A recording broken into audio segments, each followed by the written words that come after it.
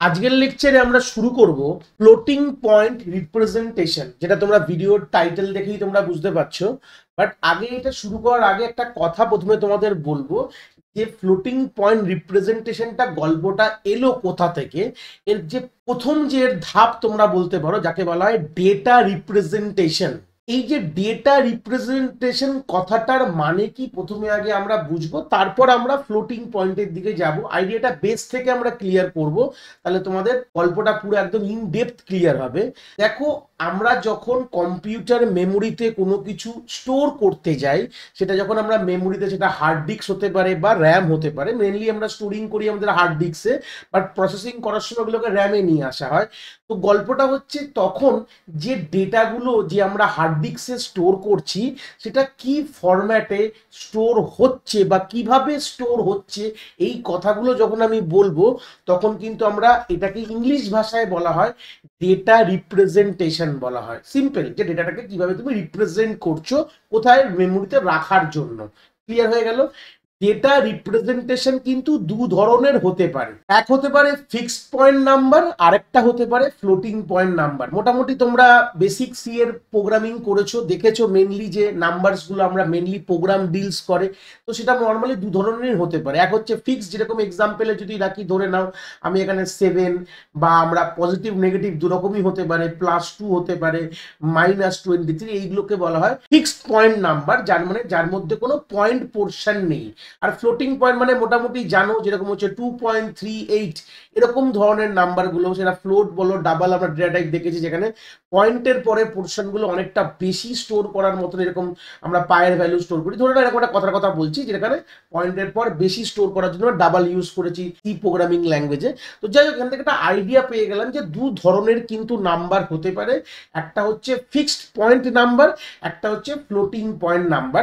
এইবার যে আমাদের যে মেন ভিডিওর যে টাইটেল তোমরা দেখলে, যেটাকে বলা হয় ফ্লোটিং পয়েন্ট রিপ্রেজেন্টেশন, সেখানে আমরা আলটিমেটলি দেখবো যে এই ফ্লোটিং মানে এই যে নাম্বারগুলো, ধরে নাও 2.38 যদি কোনো ডেটা থাকে, বা 3.145, এরকম ধরনের ডেটাগুলোকে কিভাবে আমাদের কম্পিউটারের মধ্যে স্টোর করা হয়। একদম সিম্পল, একদম 2 মিনিটের মধ্যে কনসেপ্টটা ক্লিয়ার করে দিলাম যে ultimate what is the floating point representation, যেখানে আমাদের এই যে আমরা পয়েন্ট পোর্শন নাম্বারগুলো যেটা স্টোর করছি, যে কোনো ধরে নাও আমাদের যেখানে পয়েন্ট রয়েছে, যেটা আমরা নর্মালি বলে আসি ডেসিমাল নাম্বার, ম্যাথামেটিক্সে কি বলা হয় ডেসিমাল নাম্বার, যেখানে আমাদের পয়েন্টের পর একটা সাম ডিজিটস রয়েছে, যেটাকে আমরা কম্পিউটারে বলি ফ্লোটিং নাম্বার।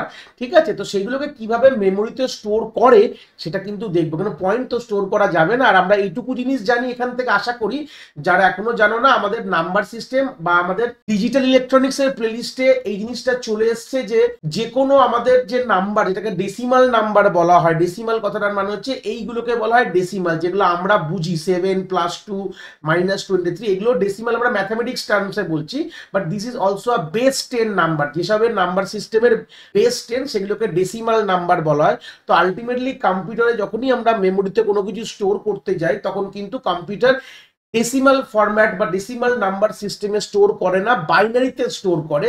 তো আমরা অলরেডি কিন্তু এই ভিডিওসগুলো চলে এসছে আমাদের ডেসিমাল থেকে বাইনারি কনভার্সন। যারা এখনো কনসেপ্টগুলোকে দেখোনি, আমি এই ভিডিওর আই বাটনে ওই ভিডিওর লিঙ্কগুলো প্রোভাইড করে দেবো, তোমরা ওখান থেকে দেখতে পারো। যদি তোমাদের ক্লিয়ার না থাকে কি করে আমরা ডেসিমাল নাম্বার সিস্টেম থেকে বাইনারিতে নিয়ে যাবো, কারণ আলটিমেটলি কম্পিউটার সবই কিন্তু বাইনারিতে স্টোর করবে।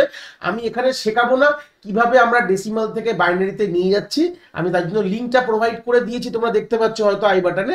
এখান থেকে ক্লিক করে তোমরা জেনে নাও যে বেসিক কিভাবে তোমরা নিয়ে যেতে পারো একটা ডেসিমাল থেকে আমাদের ডেসিমাল নাম্বার সিস্টেম থেকে বাইনারিতে। যাই হোক, এবার আমরা মেন যে প্রশ্নটা দেখলাম যে মোটামুটি আমাদের এই পয়েন্ট ওয়াইজ যে আমাদের যে জায়গাগুলোকে আমাদের কম্পিউটারে কি করে স্টোর করতে, এটা কিন্তু আমাদের এই লেকচারে শেখার মেন মোটো। এটা শেখার আগে জাস্ট নর্মাল বলে দিই, যেরকম হচ্ছে 7 কে মানে 7 মানে একটা পজিটিভ 7, বুঝতে পারছো। 7 এর ডেসিমাল বাইনারি হচ্ছে 111, এইভাবে স্টোর করবে। সেরকম +2 এর যদি বাইনারি হয় 10, এটা স্টোর করবে। আর -23 মানে +23 কিন্তু 2's কমপ্লিমেন্ট, এটা বলে রাখলাম। নেগেটিভ নাম্বার কিন্তু কম্পিউটার কিভাবে স্টোর করে, +23 তার পজিটিভ নাম্বারে 2's কমপ্লিমেন্ট কিন্তু স্টোর করে, এটা মাথায় রাখবে। এই হচ্ছে বেসিক আইডিয়াটা প্রথমে দিয়ে দিলাম যে আমরা ফিক্সড পয়েন্টকে কিভাবে স্টোর করি। নর্মাল জাস্ট বাইনারিতে কনভার্ট করে দাও, এটাও তাই। যদি 2's কমপ্লিমেন্ট তোমরা অলরেডি ওই নাম্বার সিস্টেম বা আমাদের ডিজিটাল ইলেকট্রনিক প্লেলিস্টে রয়েছে, যেখানে আমরা অলরেডি দেখেছি কি করে টুস কমপ্লিমেন্ট করতে হয়। আমি এখানে ডিসকাস করব না, জাস্ট আইডিয়াগুলোকে আমরা নিয়ে নিচ্ছি যে এগুলো আমরা যদি করতে পারি তাহলে কিন্তু এই যেই অ্যান্সারটা বাইনারিতে আসবে সেটা কিন্তু আমরা ওখানে স্টোর করতে পারবো, মানে ওটাই কিন্তু আমাদের মেমোরিতে স্টোর করা হয়। এবার যখন আমরা মেন কথা বলবো ফ্লোটিং পয়েন্ট নাম্বার নিয়ে, সেটাকে আমরা একটু ডিল করি। ফ্লোটিং পয়েন্ট নাম্বারে একটা শুধু এক্সাম্পল দিচ্ছি 7.25, ধরো না দিস এক্সাম্পল, মানে এখানে আমরা রাখছি যেটা কিনা বেস 10-এ আছে। তো অবভিয়াসলি আমরা তো কম্পিউটার এটা বোঝে না, এটাকে আমাদের কোথায় নিয়ে যেতে হবে, বাইনারিতে নিয়ে যেতে হবে। যদি কনভার্ট করো বাইনারিতে, অলরেডি যেটা ভিডিও থেকে তোমরা ওখান থেকে যদি না জানো তো খুব ভালো হবে, না জানলে দেখে নিতে পারো। তাহলে এটার অ্যান্সার কি হবে ডাইরেক্ট আমি বলছি 111.01, ঠিক আছে, করে দিলে তোমরা বুঝতে পারবে। তো এই হচ্ছে দেখো 7.25 এর, এটা কিন্তু আমাদের বাইনারিতে কনভার্ট করলে এটা পাবো। বাট কম্পিউটার কিন্তু এটা কখনোই কিন্তু মেমোরিতে এইভাবে স্টোর করে না। এটাই দেখবো কি করে স্টোর করে। তো প্রথমে স্টোর করার দেখার আগে কিছু টার্মস আমরা শিখবো এখানে। প্রথমে টার্মস গুলোকে দেখে নিই, তাহলে আমরা ব্যাপারটা কিন্তু আরো ক্লিয়ার হয়ে যাবে। এই যে তিনটে কথা তোমরা স্ক্রিনে দেখতে পাচ্ছ, প্রথমটাকে বলছে ম্যান্টিসা, 1 নম্বরে লেখা আছে, 2 নম্বরে লেখা আছে বেস, আর 3 নম্বরে লেখা আছে এক্সপোনেন্ট। এই কথা তিনটাকে ভালো করে বুঝতে হবে যখনই আমরা এই ক্ষেত্রের কাজটা করব।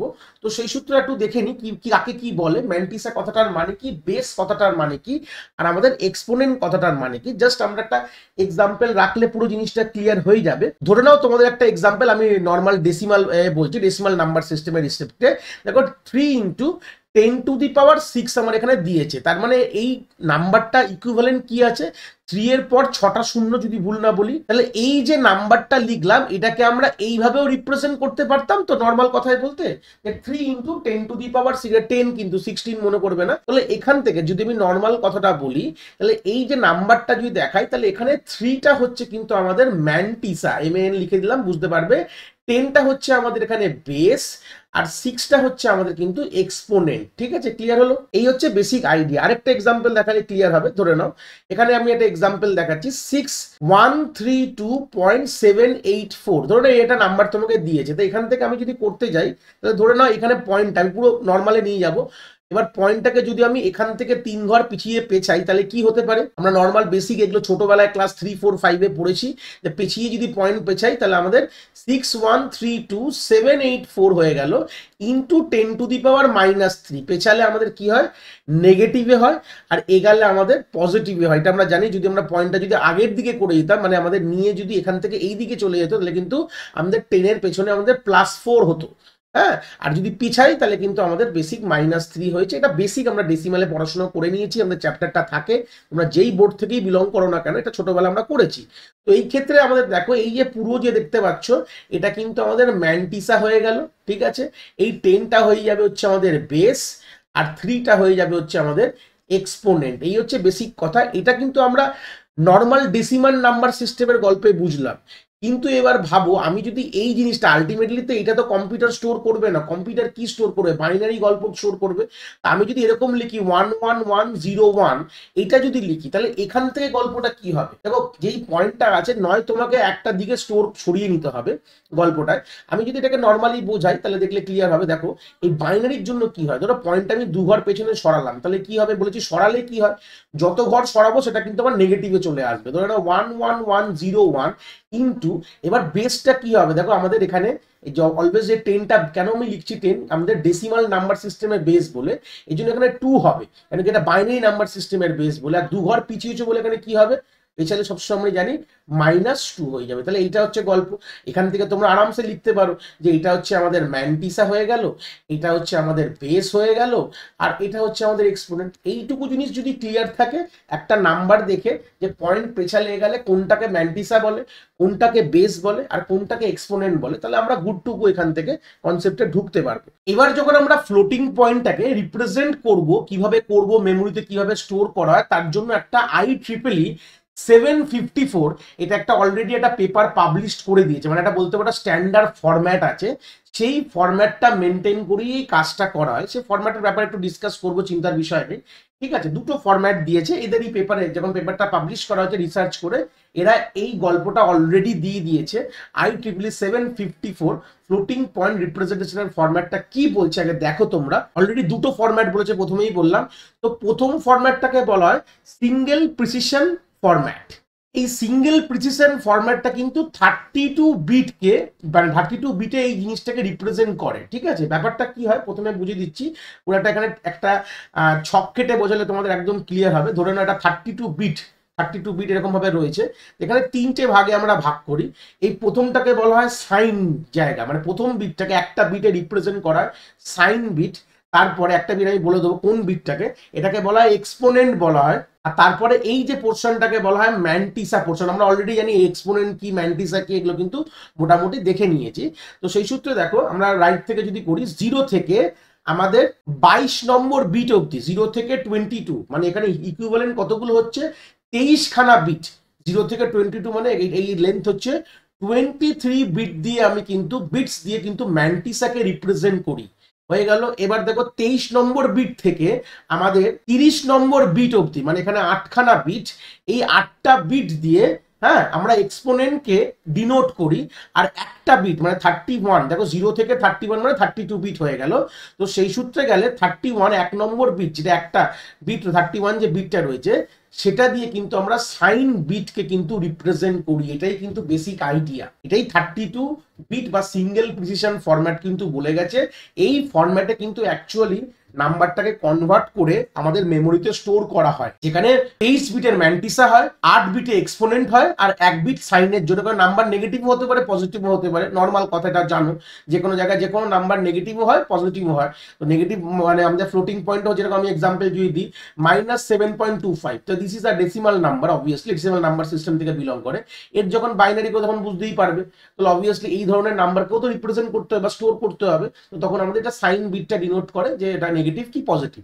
এটা গেল আমাদের সিঙ্গেল প্রিসিশন ফরম্যাট। এবার আমরা দেখবো ডাবল প্রিসিশন ফরম্যাটের সেকেন্ড যে ভাগটা আছে সেটা কি বলছে আমাদের। ডাবল প্রিসিশন ফরম্যাট মানেই বুঝতে পারছো যে এটা কিন্তু 64 বিট দিয়ে কিন্তু এটাকে রিপ্রেজেন্টেশন করা হয়। সিঙ্গেলটা 32 বিটে হয় আর ডাবলটা হচ্ছে 64, depend on the higher range of number. মানে যত নাম্বার বাড়বে তো অবভিয়াসলি তার তো বিটসও বেড়ে যাবে রিপ্রেজেন্ট করার।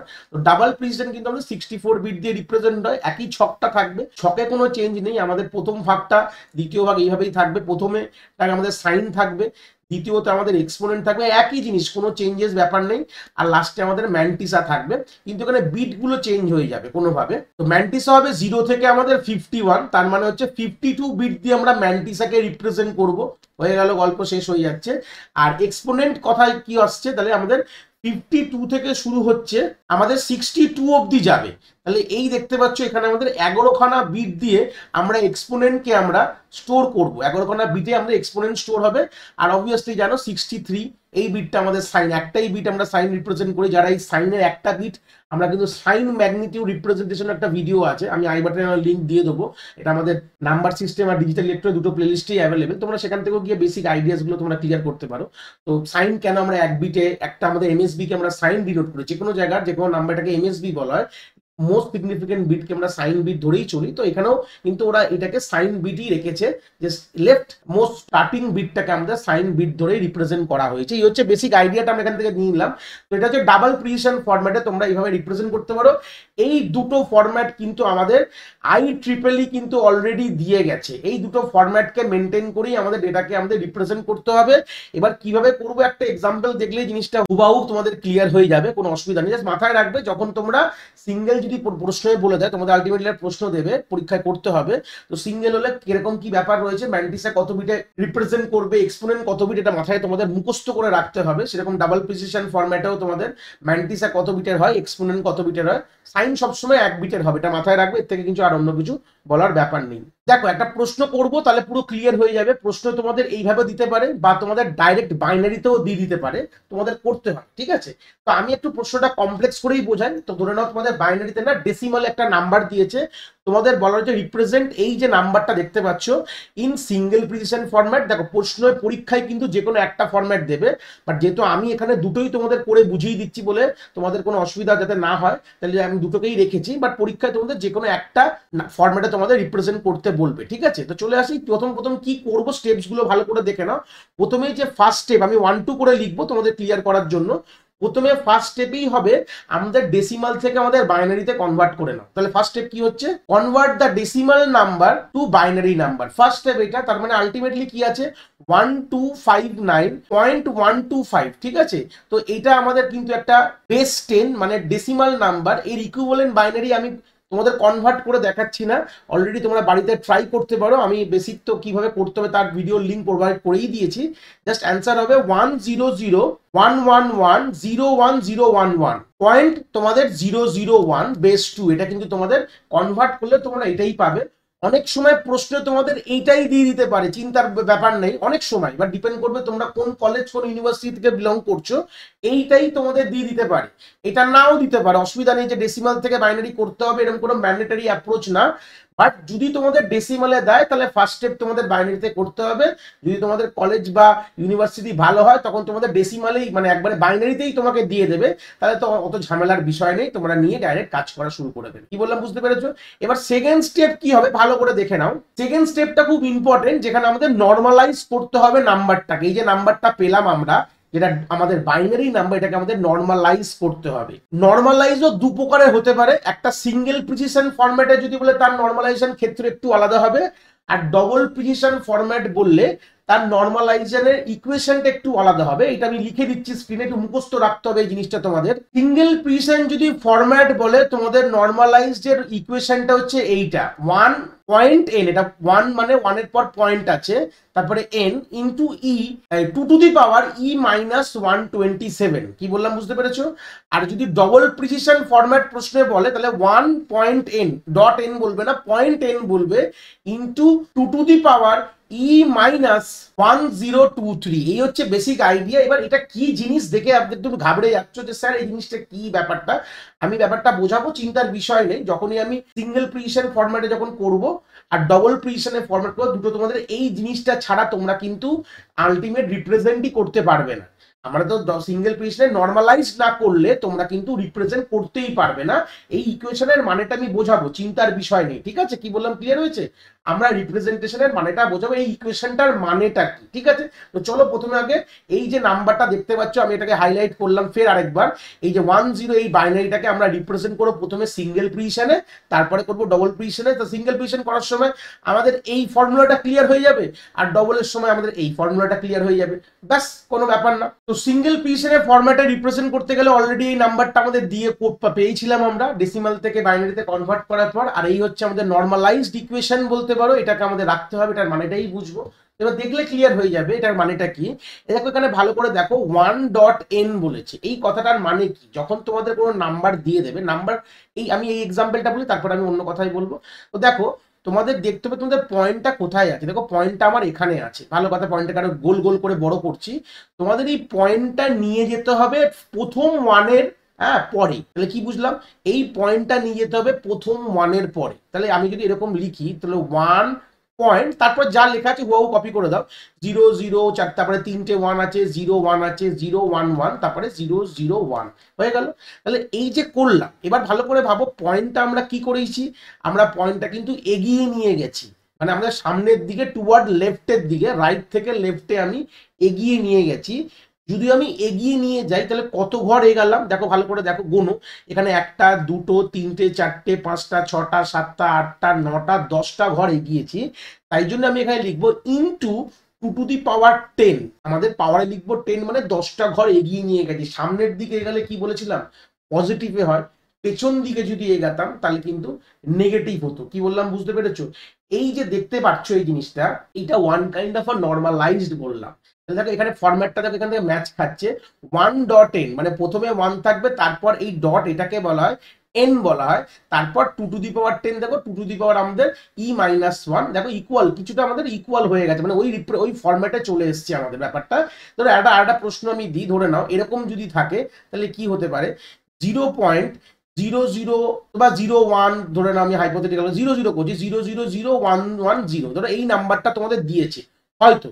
তাহলে এবার ক্ষেত্রে কি হবে, যদি আমাদের এই নাম্বারটা যেটা তোমরা স্ক্রিনে দেখছো, যেটা আমাদের এই এক্সাম্পলটা সলভ করছে, আমি দেখো গ্রিনে হাইলাইট করলাম, এটা না, আমাকে যদি প্রশ্নে এরকম যদি কোনো নাম্বার আসতো, ধরে না এরকম কোনো নাম্বার আসতো, তখন তাকে কি করতাম, তখন আমাকে আলটিমেটলি পয়েন্টটা কোথায় যেত, বলেছিলাম প্রথম যে 1টা হবে তারপরে নিয়ে যেতে হবে, তাহলে পিছিয়ে যাচ্ছি। তাহলে বুঝতে পেরেছো? তাহলে সেই ক্ষেত্রে কত ঘর পেয়েছিলাম? 3 ঘর পিছিয়েছি, মানে হিসাব মতো 4 ঘর পিছিয়েছি। তাহলে 1.10 ইন্টু 2 টু দি পাওয়ার -4 হতো। দু ক্ষেত্রেই দেখালাম। পয়েন্ট তোমরা কিন্তু কখনো কখনো এগাতে পারো, মানে এটা লেফট হ্যান্ডের দিকে যাচ্ছ, আর পয়েন্ট কখনো কখনো তোমরা রাইট হ্যান্ড মানে রাইটের দিকেও মুভ হতে পারে বা পেছাতেও পারো, তখন কিন্তু নেগেটিভে কিন্তু আমাদের এটা অ্যাকচুয়ালি এক্সপোনেন্ট। এটা কিন্তু 2 এর মাথায় কি হয়? এক্সপোনেন্ট বলেছিলাম, মনে পড়ছে? 2টা কি আমাদের বেস বলেছিলাম, আর রিমেনিং এই যে দেখতে পাচ্ছ এটা কিন্তু আমাদের ম্যান্টিসা। এই ক্ষেত্রে 1টা ছেড়ে দাও, এই যে এন লেখাটা লেখা রয়েছে না, এটা ওয়ান কাইন্ড অফ বলা হয় ম্যান্টিসা, যেটা এক্ষুনি আমরা আগে দেখে এসেছিলাম। তাহলে এই জিনিসটা হচ্ছে আমাদের ম্যান্টিসা হয়ে গেল। কি বললাম, ক্লিয়ার হয়েছে? এটা ম্যান্টিসা 1 ইন্টু থাকবেই, ভালো কথা। আর এখানে গল্পটা হচ্ছে 2, আর 2 হচ্ছে তোমার এখানে বেস হয়ে গেল। আর এক্সপোনেন্টটাকে আমাদের কি করতে হবে? আমাদের বায়াসড কনসেপ্টটা আমাদের আছে, এক্সপোনেন্টটাকে আমাদের এই টার্মে ফেলে আমাদের একটু বায়াসিং করতে হবে, যে টার্মটা আমি এক্ষুনি দেখাবো। এটাকে বলে এক্সপোনেন্ট, আমি লিখে দিচ্ছি, এটাকে বায়াসিং করে আমাদের করতে হবে। জাস্ট আইডিয়া গুলো দিয়ে দিলাম। কি করবো? টার্মস গুলো ছেড়ে দাও, টার্মস ইম্পর্টেন্ট না, কি করে করতে হবে সেটা ছেড়ে নাও। তাহলে ফার্স্ট তোমাদের এরকম দেওয়া থাকবে, তাহলে এই অঙ্কটা এরকম রয়েছে, আমি অ্যারো দিলাম এক্ষুনি। তোমাদের কি করতে হবে? যদি সিঙ্গেল প্রিসিশন ফরম্যাট বলে, তোমাদের এখান থেকে এই জায়গায় কনভার্ট করতে হবে, মানে সামনে প্রথম একটা যে 1 আছে তারপরে পয়েন্টটা নিয়ে আসবে। সেটা করতে গেলে তোমাদের দুদিকেই পয়েন্ট মুভ হতে পারে, হয় তোমাদের এটা এক্সাম্পল দেখালাম লেফট টু রাইটে মুভ হতে পারে বা রাইট টু লেফটে মুভ করবে। এবার তোমরা এইটুকু জানো যে রাইট থেকে লেফটে যদি মুভ করো তাহলে ওটা কি হয়? আমাদের এক্সপোনেন্টে 2 এর পাওয়ারে কি হবে? পজিটিভ। যত ঘর তুমি এগাবে ততটা সেই ঘরটা তুমি এখানে লিখে দেবে, এটাই হচ্ছে এক্সপোনেন্ট। যদি পেছাও তাহলে ওরা নেগেটিভ হয়ে যায়। এই হচ্ছে বেসিক। এটা তো নর্মাল আমরা ডেসিমালেই শিখেছিলাম, নর্মাল ব্যাপার নেই, যে চ্যাপ্টারটা আমরা ছোটবেলা পড়তাম, হয়ে গেল। এইবার তারপরের ফেসে কি করব? আমরা এই দুটোকে ইকুয়েট করব, করলেই মোটামুটি একটা ক্লিয়ার হয়ে যাচ্ছে। দেখতে পাচ্ছ সিন্স এবার আমরা দেখে দেখে এই পয়েন্টটাকে জাস্ট আমরা মানে কম্পেয়ার করব। 1.00110110001 ইন্টু 2 টু দি পাওয়ার 10, এটা must be one kind of বলতে পারো, যেটা কিন্তু এই ইকুয়েশনের সাথে সমান আছে। 1 into n into 2 to the পাওয়ার e মাইনাস 127 হয়ে গেল গল্প। এবার পেয়ে গেলাম। তাহলে n কি পাবো এখান থেকে? দেখো এখান থেকে দেখো 1টা তো 1 অ্যাজ ইউজুয়াল আছে, আর এখানে n মানে হচ্ছে এই পুরো পোর্শনটা। তাহলে ওয়ান কাইন্ড অফ nটাই কিন্তু আমাদের পরবর্তীকালে ম্যান্টিসা হবে। আমি এখানে অ্যান্টিসা লিখেছি, পরবর্তীকালে হবে, পুরোপুরি ম্যান্টিসা না কিন্তু, না আমাদের এটা কিন্তু পুরোপুরি ম্যান্টিসা বলবো না, এটা পরবর্তীকালে গিয়ে ম্যান্টিসা হবে। It is not a actual mantissa. কেন আমি এটা বললে, আমি যখন লাস্টে বলবো তখন ক্লিয়ার হয়ে যাবে। ধরে নাও এটা পরবর্তীকালে গিয়েটাই ম্যান্টিসা হবে। কেন পুরোপুরি ম্যান্টিসা না সেটাও ক্লিয়ার করে দেবো। আগে প্রথমে দেখে নাও, ইকুয়াল টু দেখে নাও, এইটুকু যেগুলো না বিটস গুলো, এটা কি এন কে এন বলছে, তাহলে 0011 দেখে দেখে লিখে নেবে, হয়ে গেল। আর এখান থেকে দেখো 2 তো সমান সমান আছে। এবার এখান থেকে ইকুয়েশনে তোমরা ফিট করতে পারো। দেখো এখানে দেখতে পাচ্ছ 2 to the power 10 is equal to 2 to the পাওয়ার e মাইনাস 127। এই কম্পারিজনটা করো, তার মানে কি হবে? e minus 127 is equal two তোমার 10 হয়ে যাবে। কেন কেন আমি করলাম দেখো, দুটোকে সিমিলার দেখো, দেখলে আমি ভায়োলেট করলাম। 2 to the power 10 is equal to 2 to the power, মানে এই পারে যদি লেখা থাকে 2 টু দি পাওয়ার e মাইনাস 127, দুটোর কিন্তু 2 টু সেম, তাহলে পাওয়ারে আমরা ইকুয়েট করতে পারি। তাহলে ইকুয়েশন করলে এই জিনিসটা হয়ে যাবে। এবার এটাকে তোমরা সলভ করে নাও, ই এর ভ্যালু বার করো। তাহলে এখান থেকে ই এর ভ্যালু কি হবে? 127 প্লাস 10, যেটা কিনা 137 তোমাদের কিন্তু হয়ে যাবে, হয়ে গেল। আর এটাকে কি করবে? এই যে যেটা পেল, এটা কিন্তু তুমি বাইনারিতে পেয়েছো, ভালো করে ক্লিয়ার করে নাও। এই 137, সরি বাইনারি বলছি, তোমরা ডেসিমালে পেয়েছো, এটা কিন্তু বেস 10 ফরম্যাটে পেয়েছো। এটাকে তোমাদের কি করতে হবে? তোমাদের এই যে ইটাকে তোমাদের বাইনারিতে কনভার্ট করতে হবে। তাহলে এখানে পরে হয়ে গেল কি, নাও কনভার্ট ই টু বাইনারি। তাহলে এবার সিম্পল হয়ে গেল। তাহলে 137, যেটা কিনা পজিটিভে ডিনোট করছে, অবভিয়াসলি বুঝতে পারছো। 137 বেস 10 যেটা আছে, সেটা তোমার বাইনারিতে কনভার্ট করলে কি পাবে আমি বলে দিচ্ছি। 10001001 করে দেখবে, বাড়িতে করে দেখবে। এগুলো আমি নর্মালি আর করছি না, এগুলো সময় নষ্ট হবে, ভিডিওটা বড় হয়ে যাবে। তো সেই সূত্রে গেলে মোটামুটি পেয়ে গেলাম কি, 137 যেটা পেলাম তার বেসে কনভার্ট করলাম, বাইনারিতে কনভার্ট করে তুমি এইটা কি পেলে? এখন তোমার এক্সপোনেন্টটাও তুমি বাইনারিতে পেলে। দেখো এন পেয়ে গেছো, এক্সপোনেন্ট পেয়ে গেছো, আর কি আছে? এবার সিঙ্গেল প্রিসিশনের ফরম্যাটটা এখানে লিখে ফেলো, যেটা অলরেডি তোমরা আগে আমরা স্লাইড থেকে দেখেই এসেছি। তাহলে আমরা জানি যে আমাদের গল্পটা কি কি হয়। তাহলে আমাদের এটাকে বলা হয় এক্সপোনেন্ট রিজিয়ন বলা হয়, এটাকে বলা হয় ম্যান্টিসা রিজিয়ন বলা হয়। ম্যান্টিসা আমরা 23 বিট দিয়ে রিপ্রেজেন্ট করি, যদি ভুল না বলি। অলরেডি 0 থেকে আমাদের 22, 0 থেকে শুরু করে 22 খানা বিট কিন্তু আমাদের ম্যান্টিসাতে রিপ্রেজেন্ট হয়, যেটা 23 বিট বলা হয়। এক্সপোনেন্ট কিন্তু আমরা 8 বিট দিয়ে ডিনোট করি, ভালো কথা। তাহলে এটা হিসাব মতন 23 থেকে শুরু করে 30 অবধি কিন্তু আমাদের এক্সপোনেন্ট থাকে। আর এক বিটটা হচ্ছে আমাদের সাইন বিট। এটা তো দেখে দেখে বুঝবে তোমার কি নাম্বার। তো অবভিয়াসলি নাম্বারটা পজিটিভ ছিল বলে, পজিটিভ হলে কি হয়? 0 হয়, নেগেটিভ হলে 1 হয়। এটা প্রথমে বসিয়ে দেবে। এক্সপোনেন্টটা যা লেখা আছে দেখে দেখে হিসাব মতন বসিয়ে দাও। এখানে তোমরা এই ফিল্ডে দেখে দেখে এক্সপোনেন্টটা বসিয়ে দাও, যা লেখা আছে 1 যতগুলো জিরো আছে দেবে 1 0 0 1। দেখো এখানে সবসময় মাথায় রাখবে এক্সপোনেন্ট যেটা পাবে না ইকুয়েশন করার পর, এই যে ইকুয়েট করার পর E-127 করার পর এটা যখন বাইনারিতে কনভার্ট করবে এর বিটটা ইকুয়ালি থাকবে, মানে 8 বিট সিঙ্গেল প্রিসিশন হলে 8 বিটই হবে, এর কম বেশি হবে না, ঠিক আছে, সবসময় ইকুয়ালি পাবে। আর ম্যান্টিসাটা নিয়ে একটু সমস্যা, কারণ এনটা যা লেখা আছে এই এনটা কিন্তু অ্যাকচুয়ালি আমরা ম্যান্টিসা রিজনে বসাবো। এখানে দেখো কতগুলো বিট আছে, গুণে আগে লেখো 0 0 1 1 1 0 1 0 1 1 0 0, যদি গুণে দাও কতগুলো বিট আছে 1 2 3 4 5 6 7 8 9 10 11 12, 12টা বিট আছে। তো রিমেনিং যতগুলো বিট খালি পড়ছে 23 থেকে, মানে 23 মাইনাস 12 করে নাও, কত কত পাচ্ছ 11 খানা তোমার কিন্তু ডেফিসিট রয়েছে, কিন্তু আমাদের হিসাব মতন এখানে 12 খানা আমাদের বিট এন থেকে পেয়ে গেছি ম্যান্টিসা রিজিয়নে, এটা ম্যান্টিসা রিজিয়নে লিখবে। আর রিমেনিং যে আমার 11টা বিট যেটা আমার এখন ভ্যাকেন্ট বলতে পারো 11টা বিট, এখানে তোমার 11 খানা জিরো এরকম বসিয়ে দেবে, ঠিক আছে।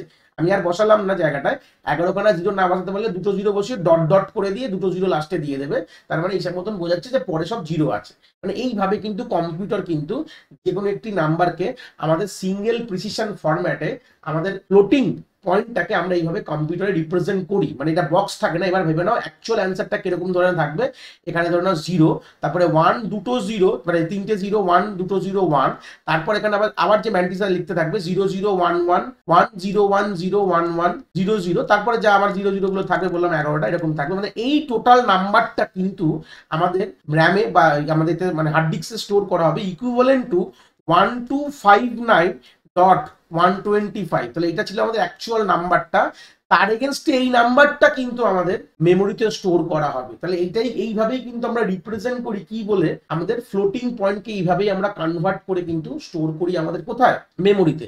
এটা আমরা দেখে নিলাম হচ্ছে কিসে, সিঙ্গেল প্রিসিশন দেখলাম। তো সিঙ্গেল আর ডাবলের খুব একটা পার্থক্য নেই, জাস্ট রিপ্রেজেন্টেশন ফরম্যাট আর আমাদের ইকুয়েশনটা একটু আলাদা আছে। তো আমি ওটাই জাস্ট ডাইরেক্ট লিখে তোমাদের একবার বলে দেবো, আর কোনো ব্যাপার নেই কিন্তু। তো সেম ভাবে আমাদের গল্প হবে ডাবল প্রিসিশনে, জাস্ট ইকুয়েশনটা একটু চেঞ্জ হয়ে গেল, যেখানে আমার কিন্তু 1 * n, তুমি আমরা অলরেডি কিন্তু আমরা সিঙ্গেল প্রিসিশন এটা বুঝে গেছি 1.n কি করব। আর E-123, এখানে আগে ছিল আমাদের 127, এই জায়গাটা আমাদের 1023 হয়ে গেল, আর কিছু ব্যাপার নেই কিন্তু এই জায়গায়। জাস্ট আমরা প্রথমেই একটা কাজ করব, সেম পয়েন্টটাকে শিফট করে আমরা কোথায় নিয়ে যাব, প্রথম যে 1 এর পরে, বাস এটা করে নাও। তারপর আমরা সিম্পল কত ঘরে গেলাম সেম জিনিস তোমরা জানো, আমরা 10 ঘরে গিয়ে 2 টু দি পাওয়ার আমরা মাথায় 10 লিখে দেবো।